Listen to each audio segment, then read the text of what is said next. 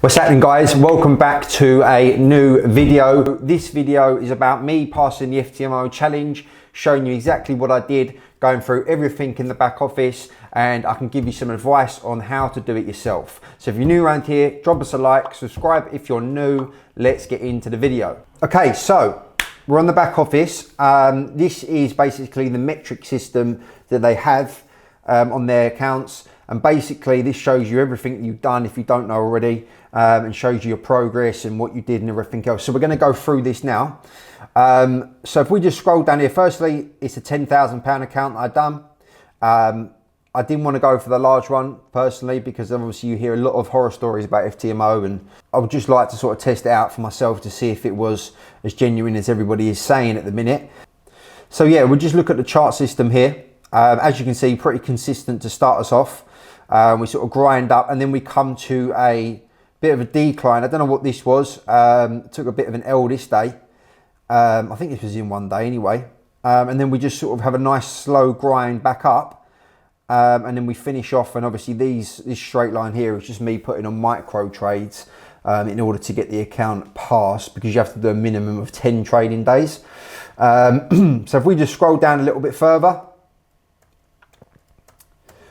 objectives, minimum trading days, 10. Max daily loss, I nearly hit the max daily loss to be fair, £493. Max loss, minus £624.54p. And then the profit target was hit with £1,030.75p. Congratulations, we'll verify your account and we'll contact you as soon as possible. So let's actually look at the statistics. Again, for me, I don't really care about statistics, to be honest with you, and I don't really think these are very accurate, to be honest. Because a lot of trades, when you get hit break even, let's say it's minus 10p or minus 20p, that does affect your profit factor and obviously your R&R as well. But the average profit on this was £37.60 and the average loss was 33.65, which give me a R&R of 1.12 and the profit factor was 67.61. Now, as you know, if you are a part of my community and you do watch my videos on YouTube, you know I'm not one of them big risk reward traders. I don't put a trade on and then run it for 5 days or whatever.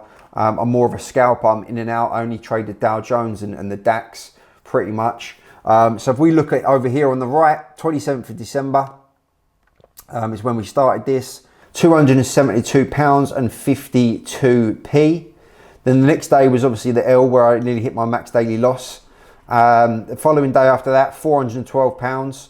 Next day, £295. And then the weekend trades are here. These are probably just the Bitcoin trade. A bit of advice for you: if you want to try and get this done as quick as possible, you can on the weekends do a micro lot position size on a crypto or something, because that's obviously open on the weekend. And that will add up to your trading days for you. And then on the Monday, £537.74p. And then the rest are just micro lot trades just to get the trading days added up. So how many days did this take me? 5 trading days basically. So a week's worth of trading this took me to pass this, which is good going. And I will be honest, it looks like a lot of trades these, right?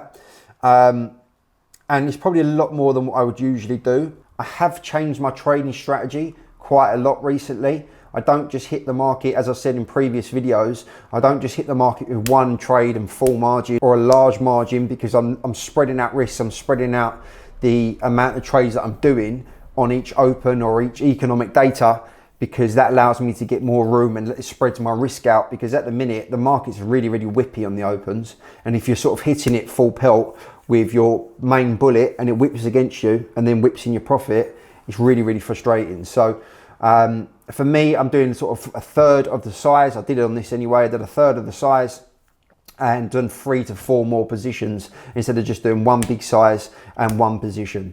So yeah, fairly decent. And as you can see, just US 30, Germany is all I do. Germany in the morning and US 30 in the afternoon. These Bitcoin trades are basically from the weekend.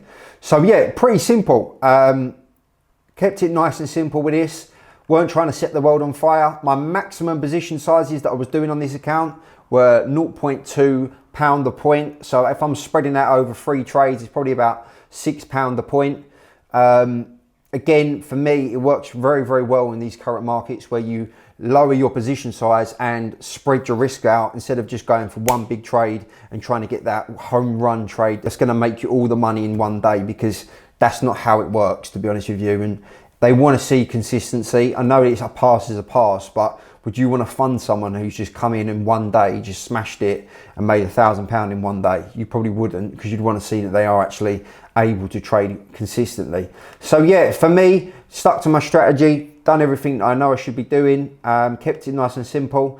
What I would say with this is try and give yourself a daily target to hit. For me, I'm quite advanced in trading, so I know what I'm doing and know whether I'm over trading or know whether or not I shouldn't be trading and everything else. But for people that are just trying this out, give yourself a daily target to hit that on a daily basis. And if you hit that in the first trade of the day, call it a day there. You know, don't try and over trade or anything else.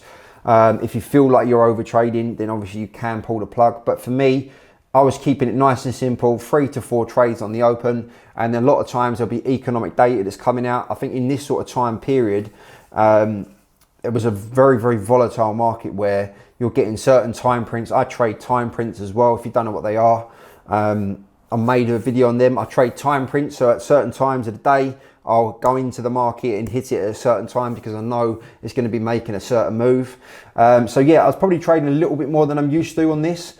But again, all nice and simple, kept it really, really simple. The profit factor isn't that great, but as I said, a lot of times when you get stopped to break even, it's minus 0.5p or 50p, that affects your profit factor. So probably not that accurate, but yeah, nice and simple. Bit of advice on this as well. I know it's all well and good that you want to aim for that £70,000 account, which is $100,000 and everything else. But if you aren't used to trading that kind of size, I can guarantee you're going to flap and you're going to mess up a lot of trades because you're not used to seeing that kind of money on your screen, and you're going to panic and you're going to snatch at it and you're going to do all sorts of things you wouldn't usually do because you're trading with a large amount. So if you're trading with £10,000 on a normal account, or £1,000 or £5,000 or whatever it is, try and go for the 10k challenge. If you want to go for 50, 70, make sure you are kind of trading those lot sizes anyway, because if you're not, you're going to panic and you're going to flap when you see these kind of numbers on your screen. If I'm just trading £100 or £500, £1,000 account, I'm probably only going to be going 50p a pound a point. When you're doing a £100,000 challenge, you're going to need to go about £10 a point or £15 a point. And 10 points of £15 a point, that's 150 quid gone. Do you know what I mean? So you have to just try and do it at the level that you're at. And one thing I would say as well is don't come to FTMO to try and pass if you're not already consistent. I think the FTMO platform is basically used for traders that are very good or are good and consistent, but they don't have the money behind them in order to be able to go onto a large account. Does that make sense? So you don't have the facilities, or you don't make that much money, or whatever it is, and they're giving you the opportunity to do that. So yeah, don't come onto this if you're not consistent and you're not already profitable, because the likelihood of you passing this is going to be very slim, and you're just sort of chucking money down the drains. You know what you should do? You should do it almost like a free trial. See how you get on with a free trial, or have your own personal account and try and do the exact targets that's required on this first, and then go onto the FTMO account and try and do it. A lot of people come onto this who aren't even consistent and aren't profitable, think they're going to get a $100,000 account, and then they end up losing, and then they are blaming FTMO, saying, oh, it's a scam, or it's too hard, or this, that, and the other. If you are consistent, you are profitable, this should be no problem for you. Yeah, guys, I hope that helps. I may or may not do another video on this. I may have already passed the verification, I don't know. So if you want to see that video that I may or may not have already passed, let me know in the comments below and we'll go through that, because it may or may not be a good video if I have passed it. All right, so guys, have a lovely day. I'll see you all very soon, and subscribe if you're new. Cheers.